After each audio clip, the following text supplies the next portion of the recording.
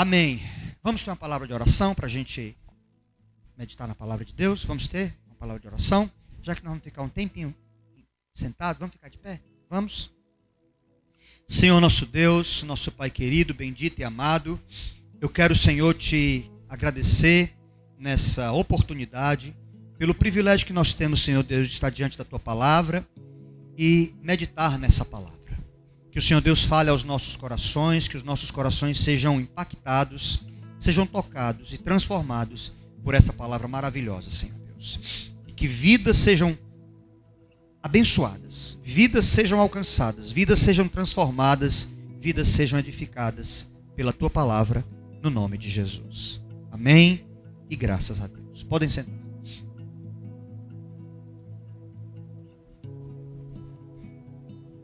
Meus irmãos, nesses dias em que a humanidade vive as mais contraditórias narrativas sobre a vida, sobre a morte e sobre o nosso futuro,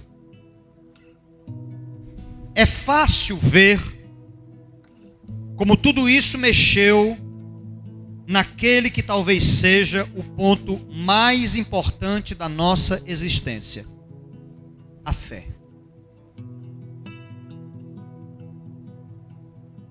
Talvez alguns tenham tido o discernimento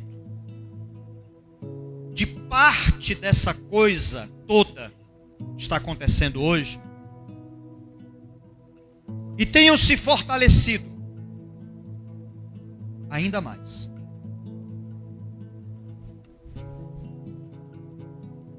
Nas dimensões espirituais. Mas a maioria das pessoas está perdida. A maioria está sem norte. A maioria das pessoas está esperando não se sabe o quê. E diante disso, eu queria lhe fazer algumas perguntas bem pessoais. Você se considera uma pessoa de fé?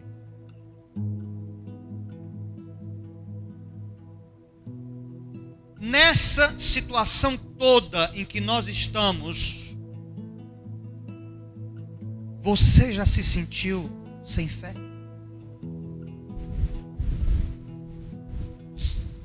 Você lembra quando foi? Você se lembra por que foi que você se sentiu sem fé? Você sabe qual é o gatilho que deflagra na sua vida a instabilidade da sua fé? É a falta do recurso financeiro? É o medo da doença? É o medo de morrer? É o medo de perder alguém da família? O que é que deflagra a instabilidade na sua fé?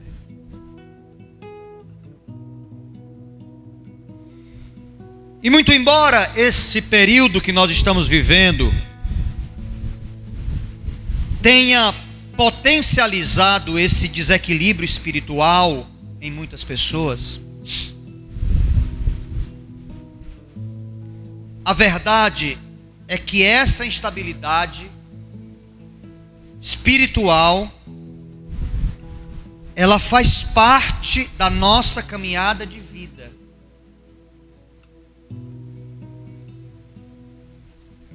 E a minha pergunta maior para essa reflexão é a seguinte: por que temos tanta dificuldade em manter a fé?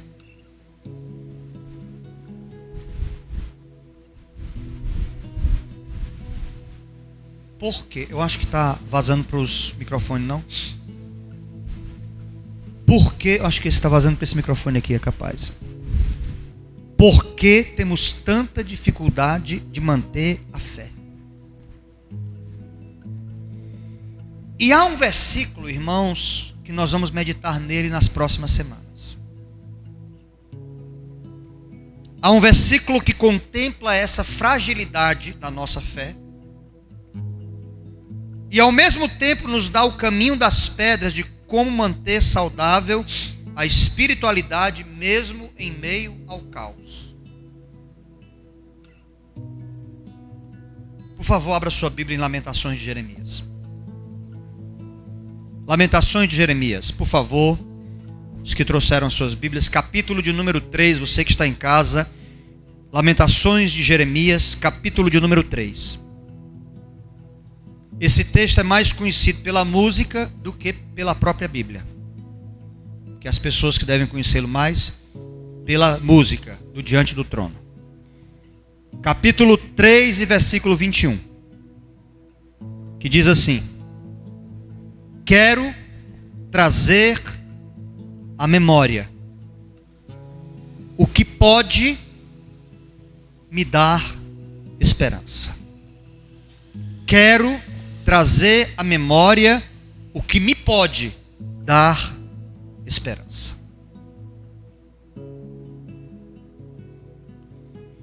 E nós veremos então, a partir desse texto tão rico, o que fazer para não viver a espiritualidade numa gangorra, onde ora estamos lá em cima e no outro dia estamos no chão do fracasso. Porque muitas vezes, e muitas pessoas, terminam um dia, uma noite, celebrando a fé, e no outro dia de manhã, parece que foram devastadas por alguma coisa que estão no chão da derrota. Então nós vamos caminhar em cima desse texto pelas próximas semanas, se o Senhor Deus assim permitir. E como é que a gente enfrenta esses momentos caóticos e como é que a gente mantém e desenvolve a fé mesmo em momentos caóticos? Em primeiro lugar, é o que nós vamos tratar hoje. É preciso endireitar a vontade. É preciso endireitar a vontade. O profeta disse: eu quero. Eu quero.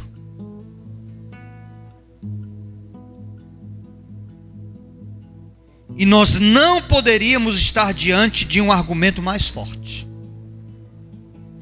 O profeta Jeremias, diante de tantas calamidades que permeavam a nação de Israel em seu tempo, ele ataca de forma coerente um dos pilares mais importantes na edificação e na manutenção de uma vida espiritual segura. Ele ataca a vontade quando ele diz: eu quero. Por que algumas coisas não acontecem nas nossas vidas? Por quê? Porque nós não queremos. Pode ter certeza. A maioria das coisas que não acontecem nas nossas vidas é porque nós não queremos. De verdade nós não queremos. Eu vou mostrar isso aqui. Querer é um verbo que está contido no substantivo feminino vontade. Não existe querer sem vontade. Quem quer alguma coisa, então tem vontade de alguma coisa. Mas o que significa vontade? Qual é o significado literal desse substantivo feminino chamado vontade? Vontade, meus queridos, significa literalmente a possibilidade que cada indivíduo tem de escolher ou optar por alguma coisa.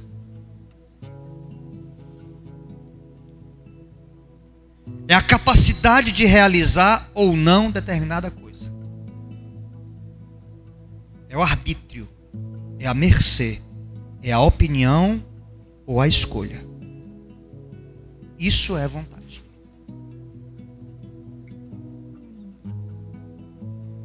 E aqui estamos diante de uma questão muito, muito profunda. Preste atenção para você acompanhar. Que é a questão da ética e a questão da moral. Dos nossos pensamentos e dos nossos atos.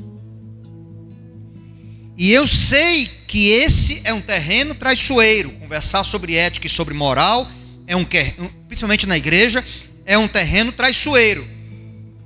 Mas para o fortalecimento da fé, precisamos passar por esse terreno. Porque, meus queridos, a nossa vontade, ou seja, a nossa possibilidade de escolha, ela é construída a partir de 3 segmentos. O primeiro deles é que a nossa vontade é construída em parte pelo que somos essencialmente. Entende? Existem algumas coisas em você, dentro de você, você já nasceu com elas, que de alguma forma influenciam na sua vontade.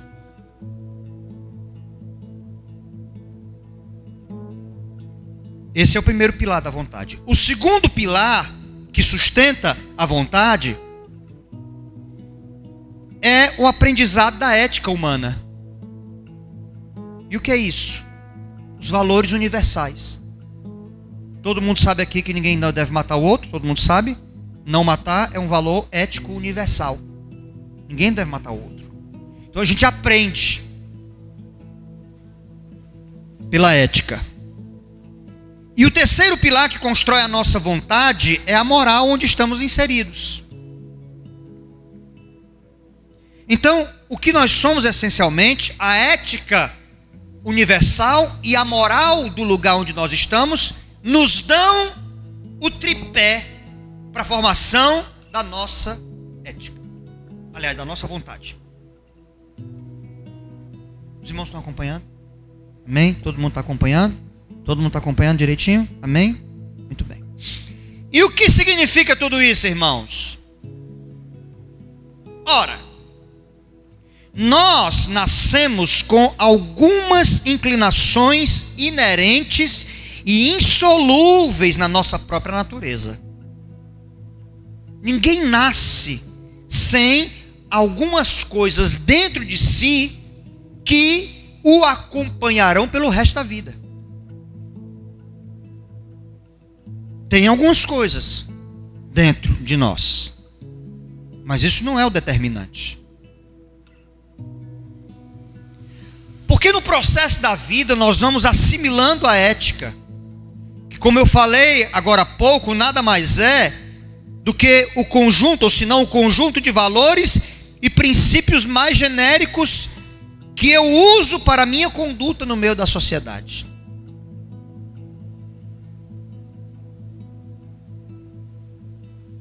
Isso é a ética.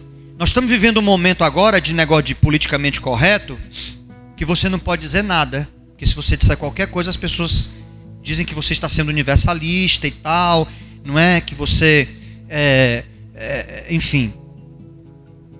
Eu não posso dizer, por exemplo, a ética, né, universal, diz que eu não posso matar uma pessoa, não posso, enfim. Isso é uma questão ética, que são os valores universais.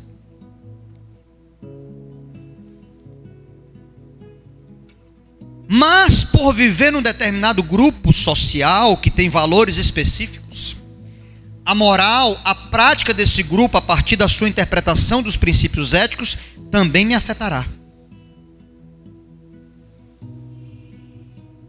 Então, note que algumas pessoas se tornam personas não gratas porque têm coragem de fazer, ou de dizer, ou de quebrar os paradigmas morais. Por exemplo, semana passada, um pastor disse que estava orando porque aquele rapaz, aquele comediante, ator, chamado Paulo Gustavo, que fez um vídeo curtinho como se estivesse tendo um casamento. Ele foi lá defender o casamento homossexual no vídeo, não foi? E disse que se Jesus tivesse vindo, foi uma coisa mais ou menos assim. Jesus também iria abençoar aquele negócio todo e tal. E aí, tá tudo certo, ninguém fala nada. Mas o pastor disse que ia orar para que o dono dele o levasse. Foi uma comoção. Porque mexeu na moral do grupo LGBTQ+, menos ZYJK. Não, porque não pode. Ora, amigo, se o pastor disse que ia orar para o dono do rapaz levar ele, quem é o dono dele? Aí alguns estão dizendo agora, não, pode ser Deus e pode ser Satanás, está vendo? É subjetivo. Mas você percebeu como nós estamos vivendo num mundo onde as nossas vontades estão sendo direcionadas pelo consenso moral? Aí eu fiquei pensando, que idiotice. Aí o pastor foi lá e pediu desculpas, porque disse, não, eu estava defendendo a honra de Deus e tal. Então ele disse, não, estou pedindo para o dono levar. Quem é o dono dele? É o marido dele, então que leve ele. Quem é o dono dele? É Deus? Que se for Deus, leve ele. É Satanás? Que se for, leve ele. Vai ficar melhor do que ficar entubado ali com aquele negócio, né? Enfim, não, o pastor foi lá e vai responder um processo por injúria. Ora, é que nem sabe o que, irmãos? As pessoas são tão idiotas, né? Mas eu quero dizer aos irmãos o seguinte, não responda um idiota, porque se você responder um idiota, você fica tão idiota quanto ele. Mas o mundo se tornou um lugar tão idiota que se eu disser assim, por exemplo, eu não quero que chova, precisando chover. Aí eu não quero que chova. Se não chover, sabe o que vão dizer? Não choveu porque você não quis. Eu digo, só por fato de eu não ter querido chover, eu tenho a capacidade de influenciar. Quer dizer, essa turma que não acredita em Deus, porque o pastor disse que orar para que o dono da pessoa levasse, se não acredita no poder da oração, qual que é a influência que vai ter o pastor orar ou não, se você não acredita no poder? Sim, então significa que vocês acreditam no poder da oração. Você percebe como as pessoas estão idiotas?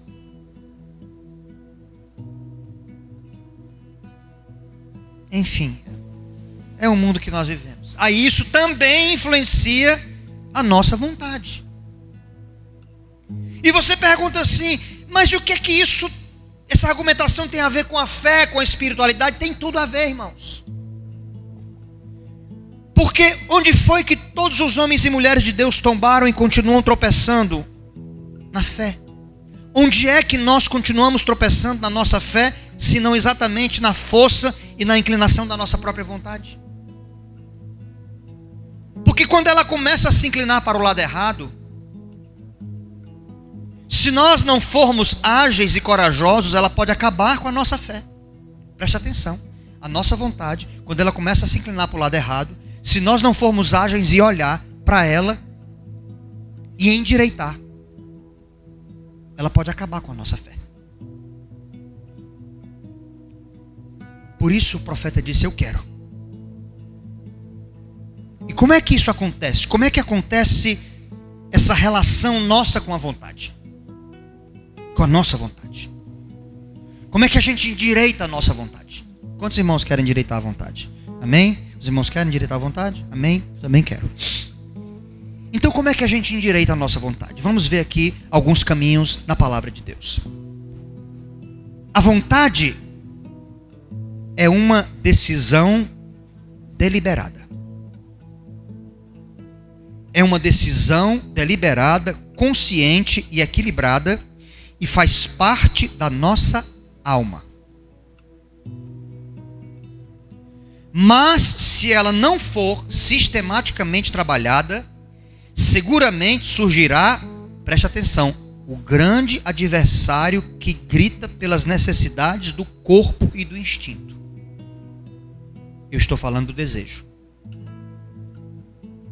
Preste atenção. Se a vontade não for disciplinada, o desejo vence.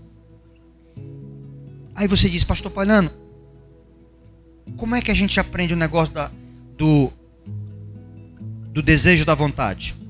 Vou pegar um exemplo aqui para você. Digamos que eu estou andando na rua e está quente. Preste atenção. Alguém já andou aqui na rua de Fortaleza com calor insuportável? Já andou alguma vez? Já, né? Aí você tem vontade de tomar um sorvete. Já aconteceu isso com você?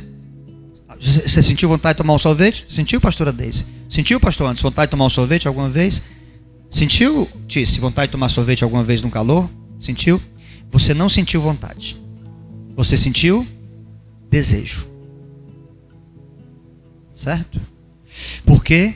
Porque o seu corpo, na hora que você viu ali a propaganda e viu aquela casquinha no outdoor, daquele na frente, com aquele sorvete brilhoso, olhando para você.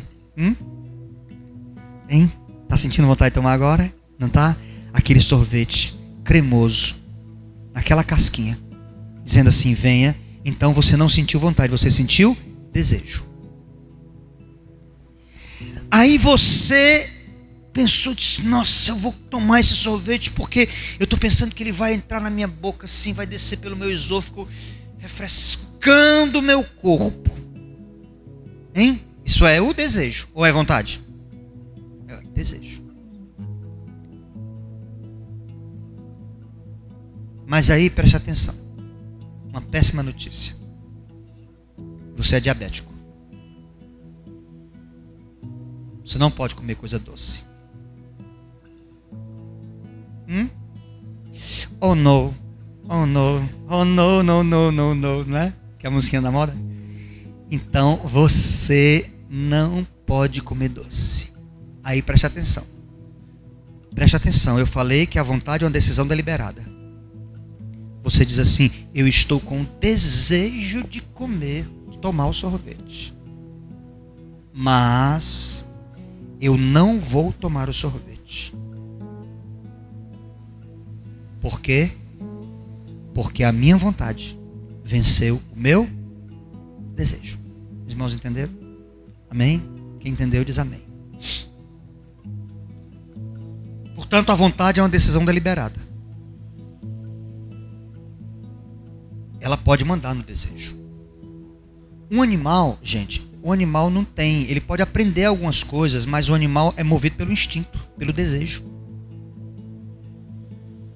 Essa semana a minha cadela, a Kiara, apareceu com um problema no intestino lá, sei lá, ela comeu alguma coisa e estava ruim. Um quadro assim que eu achei que ela ia morrer. Aí eu liguei pro meu irmão Nelson, fazendo aqui agora um merchandising. Arca de Noé.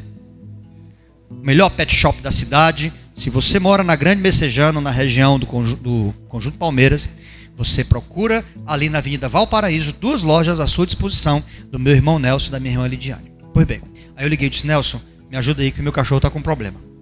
Aí o Nelson marcou comigo, a gente se encontrou no canto, ele veio com a medicação que o médico mandou, o veterinário, e aplicou no cachorro. E eu fiquei pensando o que foi que levou aquele cachorro a ter aquele problema.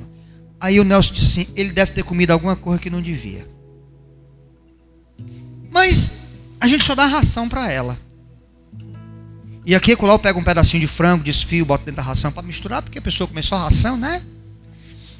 Aí eu botei ali e tal, mas ela comeu alguma coisa e disse assim, pode ter sido na rua que ele viu alguma carniça e comeu. Eu digo, meu Deus, uma pessoa comeu uma carniça. Uma pessoa não, um cachorro, né? Tô falando que uma pessoa é um cachorro, não é uma pessoa. Mas uma criatura comeu uma carniça.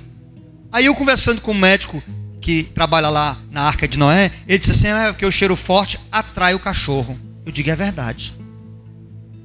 E o cachorro não pensa assim, pá, não vou comer isso não. Pensa não. Porque a Kiara, ela é tão inteligente, mas ela podia pensar, pá, não vou comer isso não. Sabe por quê? Porque se eu comer isso aqui, eu vou ficar com diarreia. Ela estava com diarreia, aquela diarreia com melana que chama, né, que tem um sangue vivo e tal, vomitando verde ali, aquela coisa horrorosa, mas ela não se controlou, gente. Por quê? Porque o animal, ele é conduzido não pela vontade. Ele é conduzido pelo desejo. Todo mundo pegou? Então, não coma a carniça. Combinado? Ok? Ok? Então a vontade é uma decisão deliberada. A gente sabe, isso aqui eu não posso fazer, isso aqui está certo, isso aqui tá... Não, isso aqui por aqui não dá. Entendeu? Muito bem. Então ela pode se inclinar para algum lugar. E é aí que nós vamos ver o que foi que o profeta nos ensinou, como manter a fé em tempo de crise. Segundo, sobre a vontade. O universo criado pela minha própria vontade tem limites.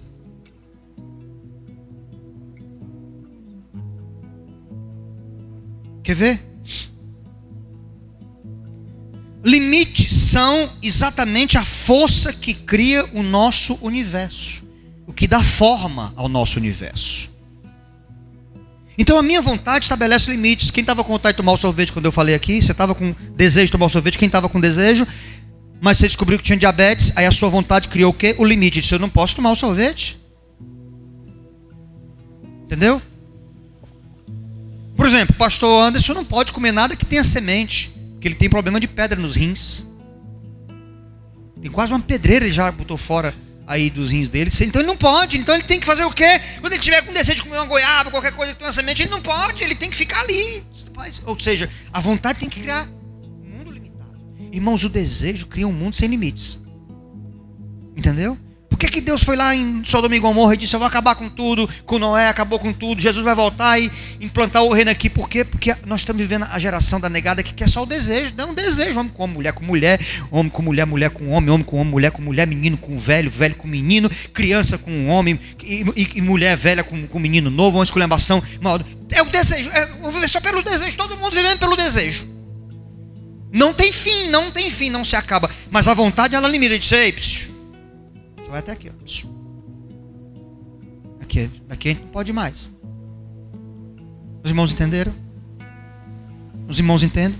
A lei de Moisés é o quê? É uma limitação dos desejos. É uma coordenação da vontade. Sei, se está com vontade de comer aquele animal, não coma não. Por quê? Porque vai fazer mal a você, mas está tão bom. Coma aquele animal não. Os irmãos entenderam? Amém? Então, como nós podemos endireitar a nossa vontade nesse universo criado pela minha própria vontade que estabelece limites? A nossa vontade,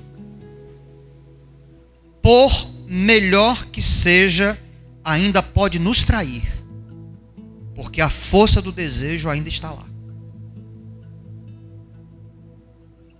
Ok? Quem tem aqui boa vontade? Os irmãos têm boa vontade? Tem? Não sempre. Eu vou mostrar para você. Gênesis capítulo 3, versículo 6. Diz assim: quero dizer a você que todas as respostas para os males da natureza humana e da alma humana estão em Gênesis capítulo 3. Se as faculdades de psicologia tivessem... não tivesse tanta gente tola, idiota, pensando que se descobriram a pólvora, e se dedicasse os 5 anos de psicologia para estudar Gênesis 3, todos os problemas da humanidade estão aqui. Gênesis 3. Preste atenção. Versículo 6. Vendo a mulher que a árvore era boa para se comer, agradável aos olhos e árvore desejável para dar entendimento, tomou-lhe do fruto e comeu, e deu também ao marido e ele comeu. Aí você diz, por que eles fizeram isso? Porque, preste atenção, havia desejo neles. Entende? Então, por melhor que sejamos, por melhor que seja a nossa vontade, mesmo seres perfeitos, como Adão e Eva, o desejo estava lá. E a serpente mexeu no quê? No desejo. Os irmãos estão entendendo? Está todo mundo acompanhando? Então a nossa vontade é perigosa, mesmo sendo boa. Mas ela pode fraquejar e levar uma rasteira do desejo. Ok? Os irmãos estão aí? Você está aí me acompanhando? Dá um legal aí. Você está me acompanhando? Escreve aí, glória a Deus, aleluia. O que mais que nós podemos fazer para endireitar a vontade? Entender, irmãos, que somente o Senhor, Deus, tem a vontade perfeita. Por que a vontade de Deus é perfeita? Escute o que eu vou lhe dizer, que não está escrito em livro nenhum. E se tiver, foi alguém que pensou antes de mim, mas está algo escondido por aí, porque dos que eu já li por aí não diz não. A vontade de Deus é perfeita porque Deus não tem desejos. Por isso é perfeita. A sua, Patrícia, não é perfeita. Nem a da sua irmã é. Nem a da pastora Deise, que a gente pensa que pode ser, também não é. Por quê? Porque a sua tem desejos. E os desejos podem cutucar. Do verbo fazer pressão na vontade. Sabiam disso? Por que a vontade de Deus é perfeita? Porque Deus não tem desejo de nada. Ele só tem vontade. Desejo não. Rogo-vos, pois, irmãos, pelas misericórdias de Deus, que apresenteis os vossos corpos por sacrifício vivo, santo e agradável a Deus, que é o vosso culto racional. E não vos conformeis com este século, mas transformai-vos pela renovação do vosso entendimento, para que experimenteis qual seja a boa, agradável e perfeita vontade sua, não, de Deus. Só Deus tem a vontade perfeita.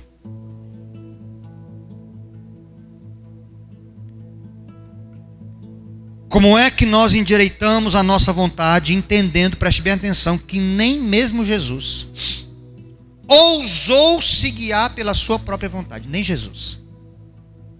Irmãos, quando eu vi isso aqui, eu queria morrer. Jesus, tem misericórdia de mim. João 6,38.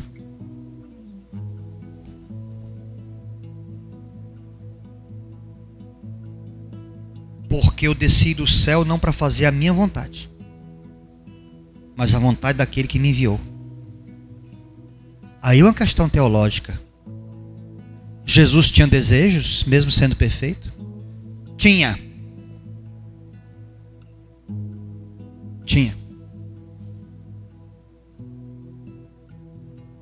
Porque se ele não tivesse desejos, ele não era homem. Se ele se fez homem, então ele experimentou a força dos desejos. E por que foi que Jesus venceu?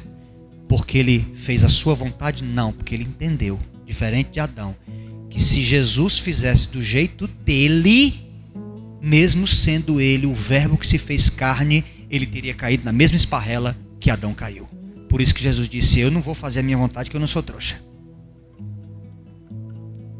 Ou você não acha que quando Jesus chegou no templo, que pegou o chicote que ficou fazendo, não vê um desejo dizendo assim: dá logo uma banda de tijolo na cabeça de cada um desses cambistas? Hein? Ele fez o chicote e ficou batendo na mesa. Você acha que na hora que ele estava ali, não vê aquela o desejo, não é a vontade não, o desejo de fazer o quê? Eu vou quebrar tudo, eu vou acabar com tudo aqui agora, seus bandos safados. Então, irmãos, preste atenção. Mesmo Jesus disse: eu não vou fazer a minha vontade.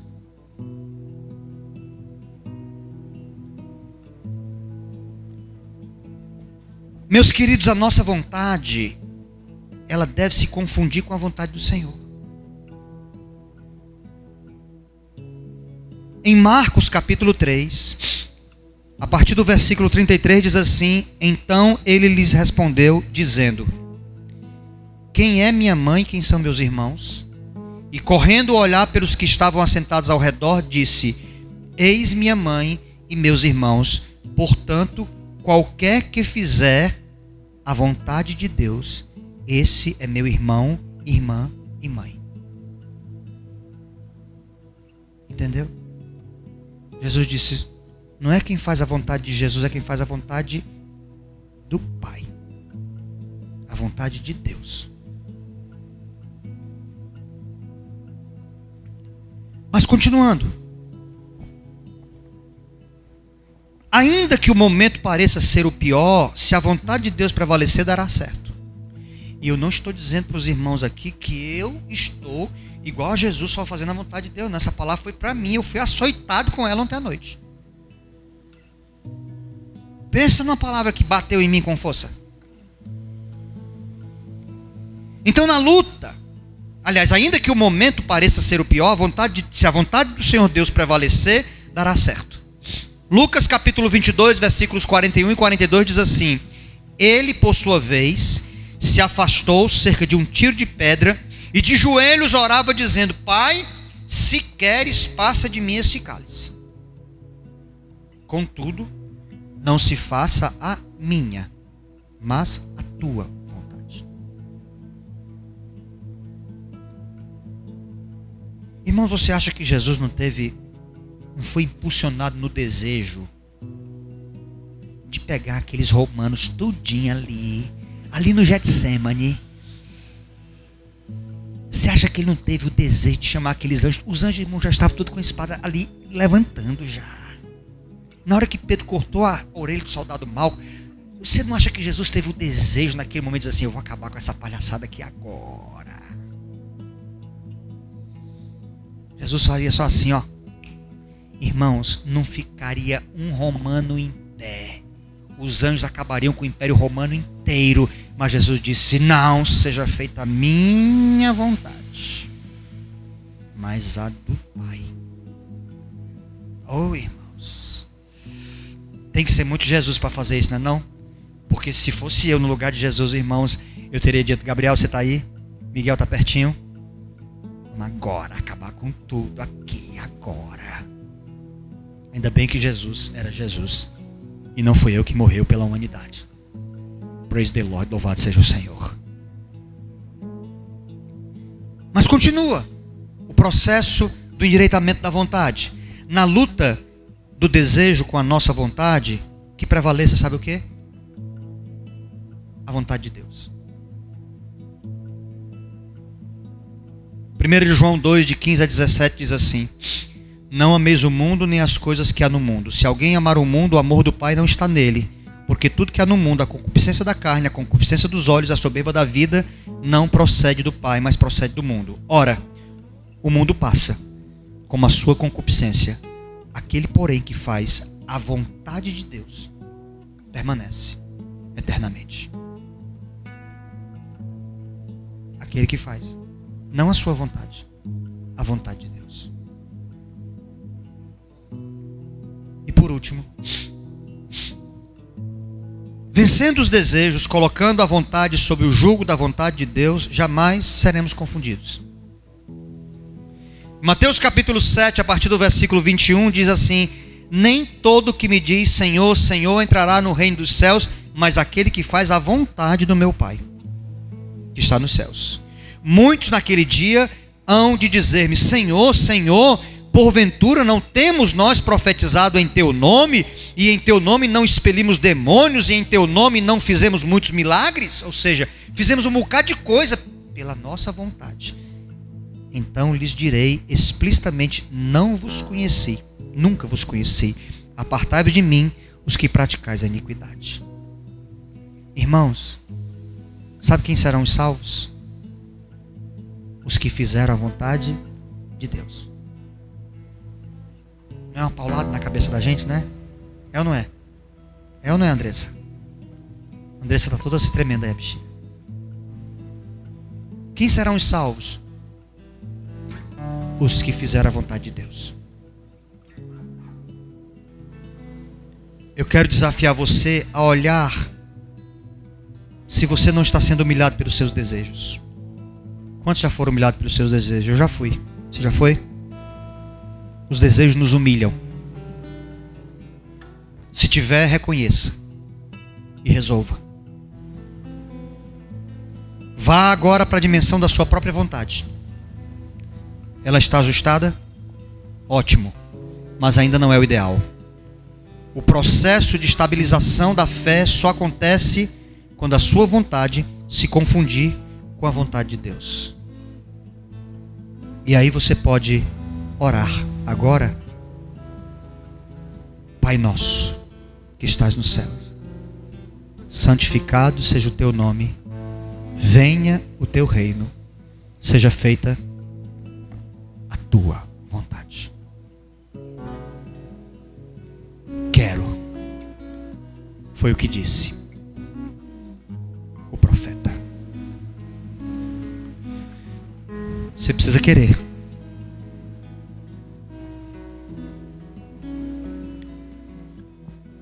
Você precisa querer. Se você quiser muito, se você quiser alinhar a sua vontade com a vontade dele, acontece. Até na oração. Por que não recebemos respostas? Porque oramos só pela nossa vontade. Por que Jesus foi perfeito? Perfeito veio e perfeito morreu e ressuscitou? Porque em nada, Jesus fez a vontade dele. Oh, irmãos, eu amo esse cara. Eu sou apaixonado por esse cara por causa disso. Porque se Jesus tivesse se estrepado, se Jesus tivesse feito a vontade dele em alguma vez, nem eu nem você estaremos aqui.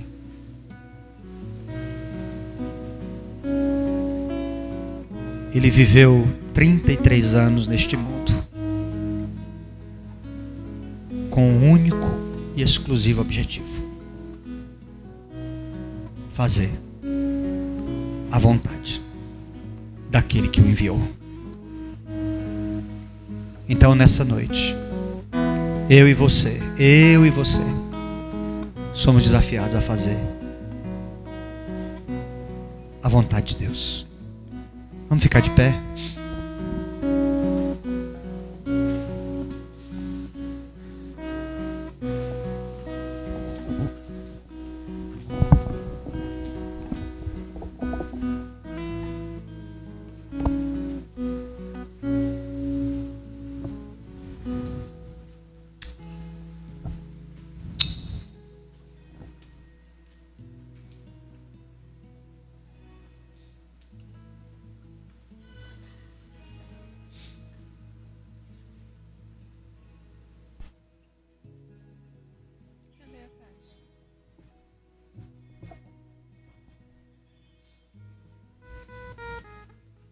Eu espero que a palavra tenha falado a você como falou comigo, assim.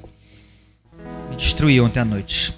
Tipo, meu Deus, tem misericórdia.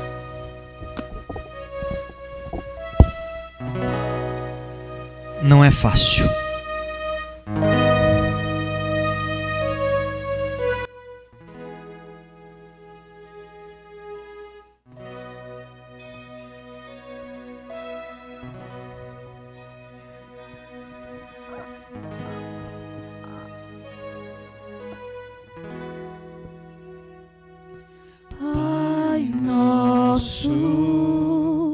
No céu, santo é o teu nome, teu reino buscamos, tua vontade seja feita na terra como é no céu. Deixa o céu descer na terra como é no céu. Deixa o céu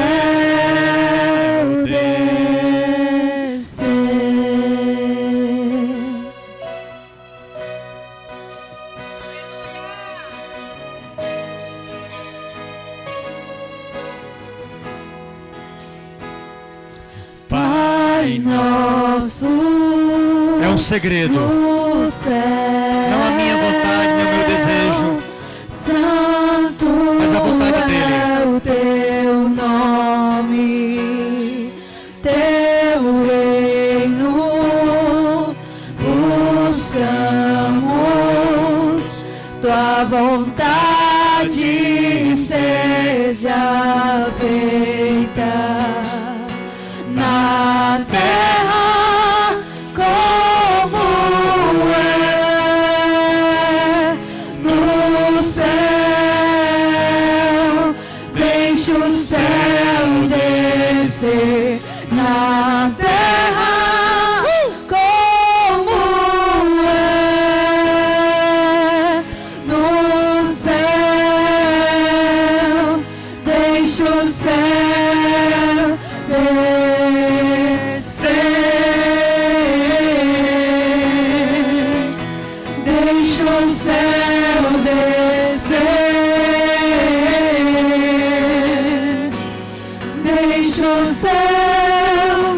descer.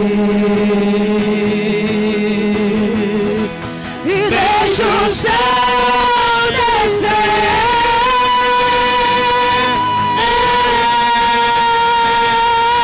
Pois teu é o reino, teu é o poder e tua é a glória pra sempre. Amém. Teu é o reino, teu é o poder e tua é a glória pra sempre.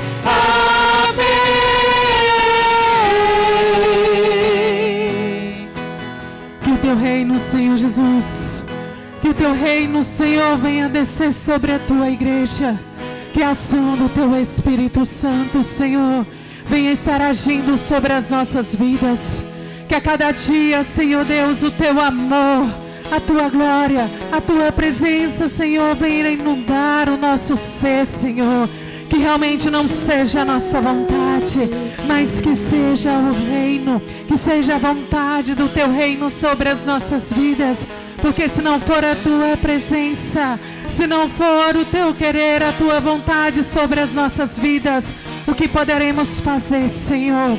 Mas que a cada dia a ação do teu Espírito Santo venha reinar sobre as nossas vidas. No céu, santo é o teu nome, o teu reino buscamos, tua vontade seja feita na terra como é no céu. Deixa o céu descer na terra como é no céu. Deixa o céu descer.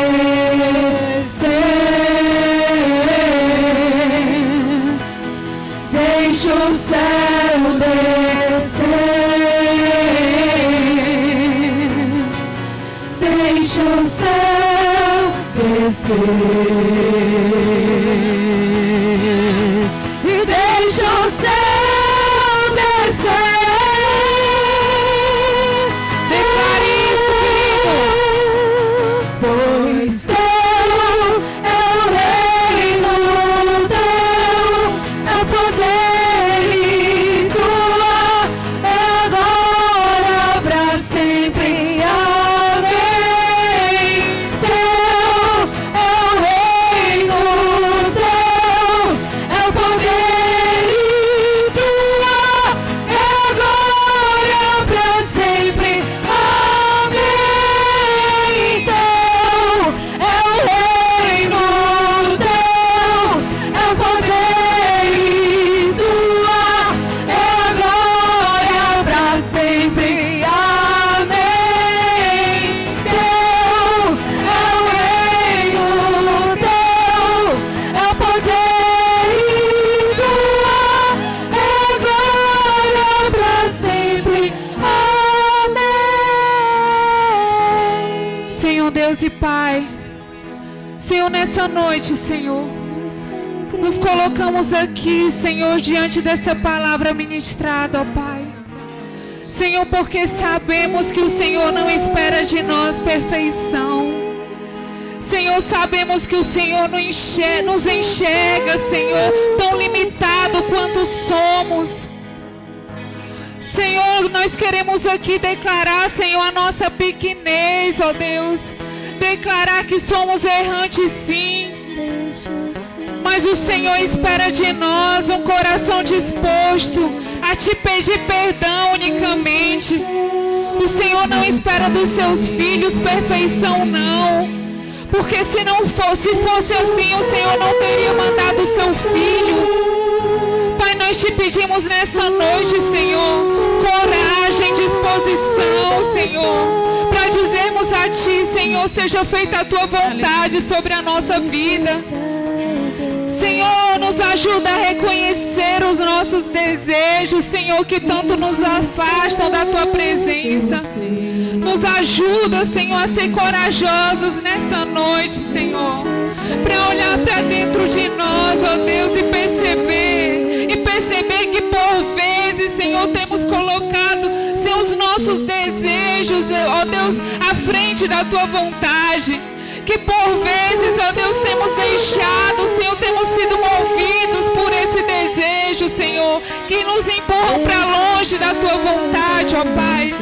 Senhor, em nome de Jesus, nós queremos te pedir nessa noite, Senhor, que a tua vontade, Senhor, esteja acima dos nossos desejos, Senhor. Que a nossa vontade, Senhor, esteja alinhada com a tua, Pai. Porque queremos falar assim como Jesus falou. Estamos aqui para cumprir a tua vontade, a vontade do Pai em nós. Em nome de Jesus, é assim que nós oramos enquanto igreja, Senhor. Te pedimos essa graça para continuar firmes, ó Deus, andando, tentando fazer e cumprir a tua vontade nessa terra. Em nome de Jesus.